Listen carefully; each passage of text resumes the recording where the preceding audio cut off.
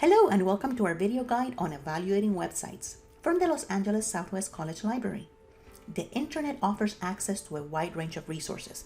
Search engines such as Google, Yahoo, or Bing allow you to search the internet based on your search keywords, and they use an algorithm to rank and lump different kinds of websites and resources into one place.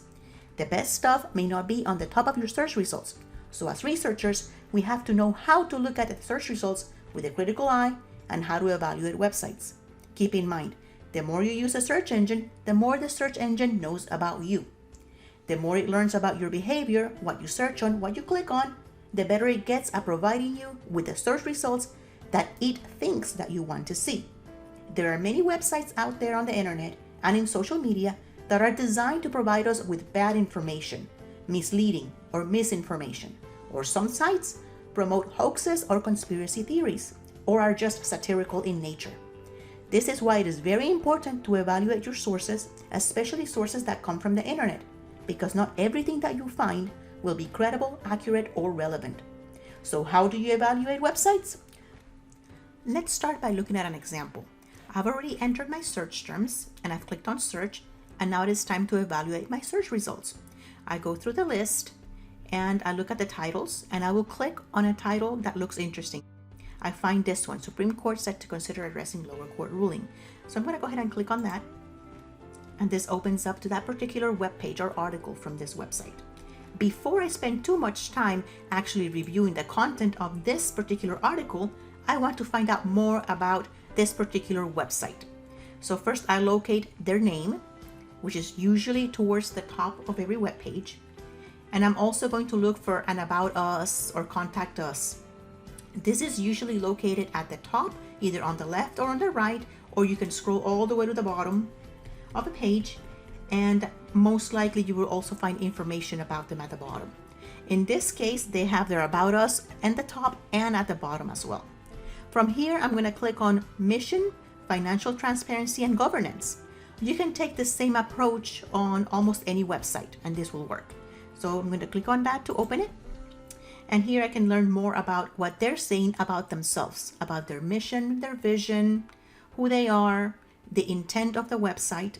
And you can gather a lot of information from looking at this to help you determine if they have any particular bias, and if they have a bias, what is that bias? I'm going to continue scrolling down, and in this website, I also find information about who's funding this particular website. In addition to looking at their About Us page and looking at who's funding the page as they say it about themselves, you can also open up another tab and actually research that particular website or organization or any association or foundation or people who are funding that particular website. In this case, the name of the website is Genetic Literacy Project. So I'm going to go ahead and Google Genetic Literacy Project. And let's just see what other people are saying about them. The first result I see is a link to their own website and additional sources. So this one from sourcewatch.org says that it's a corporate front formerly funded by Monsanto.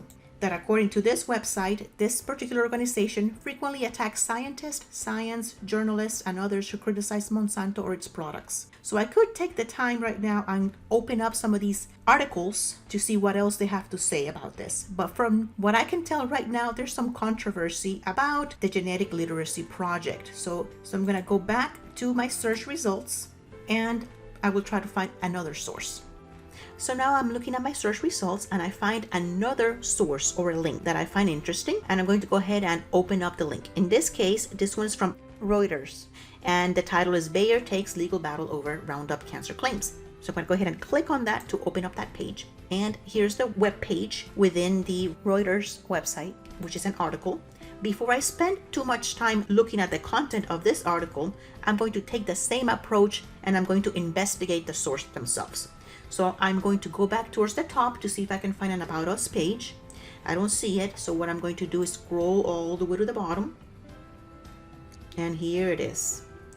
Information about Reuters. And then I can click on all of these links to learn more about who they are, their history, any bias that they might have. I can click on About Reuters. And then from this page, I can read, or I can go back to the About button on the far right, and then I can learn more about it by looking at some of these other links and spend some time exploring the content. In addition to reading about what they say about themselves, we could take the same approach from earlier and Google the company or the organization. The first link I see is a link to their website again. I'm going to scroll down and browse through some pages to see if there are other people writing about them. Here's their parent company, their Facebook page. I don't see anything too controversial about them. So what I'm going to do is take a look at the Wikipedia article that I saw. News organization, their history. So from looking at this information, I could see that this is a reputable news organization.